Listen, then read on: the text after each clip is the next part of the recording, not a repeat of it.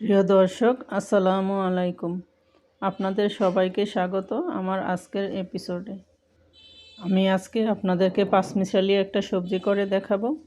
এই সবজিটাতে সব ধরনের পুষ্টিগুণ আপনারা পেয়ে যাবেন, কারণ সব কালারের সবজি এখানে আছে। আশা করি রেসিপিটি আপনাদের ভালো লাগবে।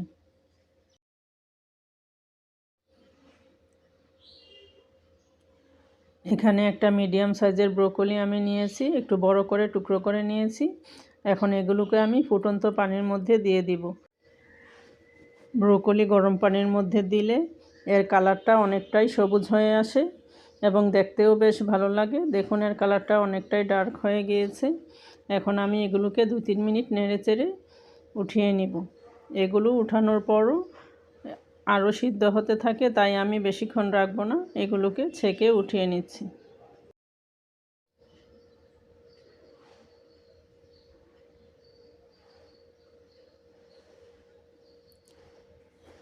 একটা প্যানে দিয়ে দিচ্ছি পরিমাণ মতো সয়াবিন তেল। সয়াবিন তেলটা গরম হয়ে আসলে এর মধ্যে দিয়ে দিব 2 টেবিল চামচ পেঁয়াজ বাটা।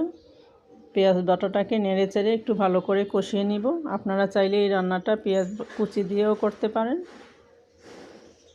পেঁয়াজটা আমার মোটামুটি কষানো হয়ে গিয়েছে। এখন এর মধ্যে দিয়ে দিচ্ছি 1 চা চামচ আদা বাটা আর 1 চা চামচ রসুন বাটা। রসুন বাটা আর আদা বাটাটাকেও একটু ভালো করে কষিয়ে নিব। এখন দিয়ে দিচ্ছি 1 চা চামচ লবণ। এখন দিচ্ছি 1 চা চামচ হলুদের গুঁড়া। হলুদের গুঁড়াটা তেলের মধ্যে দিয়ে একটু কষিয়ে নিব, তাহলে এর কালারটা অনেক সুন্দর আসবে। মশলাগুলো আমার ভালোভাবে কষানো হয়ে গিয়েছে।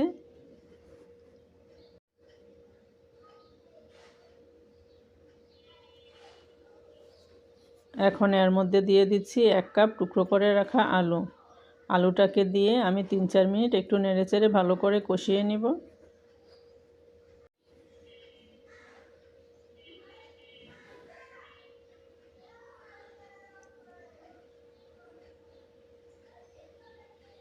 এখন এখানে দিচ্ছি 1 কাপের মতো টুকরো করে রাখা মিষ্টি কুমড়া।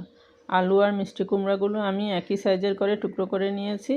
এগুলিকেও এখন আমি 2-3 মিনিট একটু ভালো করে ভেজে নিব।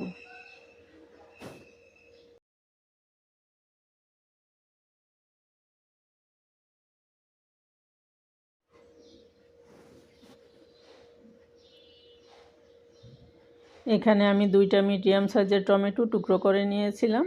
এখন এগুলোকে এর মধ্যে দিয়ে নেড়েচেড়ে আরেকটু কষিয়ে নিব।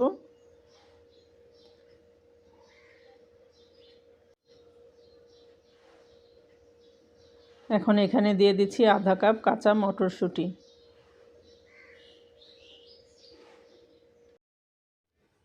এখন সবগুলো সবজিকে আমি আরেকটু নেড়েচেড়ে ভালো করে মিশিয়ে নিব। নিয়ে এখন আমি ঢাকনা দিয়ে এগুলোকে 2-3 মিনিট কষিয়ে নিব। আমি এখানে কোনো পানি ব্যবহার করব না, টমেটো থেকে যে পানিটা আসবে সেই পানিটা দিয়েই আমি সবজিগুলোকে কষিয়ে নিয়েছি। এখন আমি সিদ্ধ করে রাখা ব্রোকলিগুলোকে দিয়ে দিচ্ছি আর 5-6টা লাল কাঁচামরিচ আমি একটু চিড়ে এগুলোকে দিয়ে দিচ্ছি। আমি এখানে কোনো মরিচের গুঁড়া দিব না, আপনারা চাইলে মরিচের গুঁড়া দিয়েও রান্নাটা করে নিতে পারেন। এখন আমি এখানে দিয়ে দিচ্ছি 1 কাপ ফুটন্ত গরম পানি। সবজিগুলি আপনারা ফুটন্ত গরম পানি দিয়ে রান্না করার চেষ্টা করবেন, এতে করে টেস্টটা অনেক গুণে বেড়ে যাবে। এখন আমি ঢাকনা দিয়ে এটাকে আরও 2-3 মিনিট রান্না করে নিব। ফিরে আসলাম 2-3 মিনিট পর। আমার রান্নাটা মোটামুটি কমপ্লিট হয়ে গিয়েছে। সবজিগুলি আমার সিদ্ধ হয়ে গিয়েছে।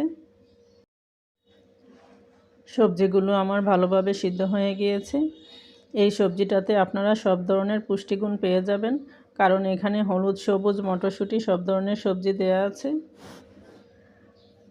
এখন দিচ্ছি আধা চা চামচ ভাজা জিরার গুঁড়া আর দিচ্ছি কিছু ধনেপাতা কুচি দিয়ে এখন নেড়েচেড়ে সবজিগুলোকে ভালো করে মিশিয়ে নিব।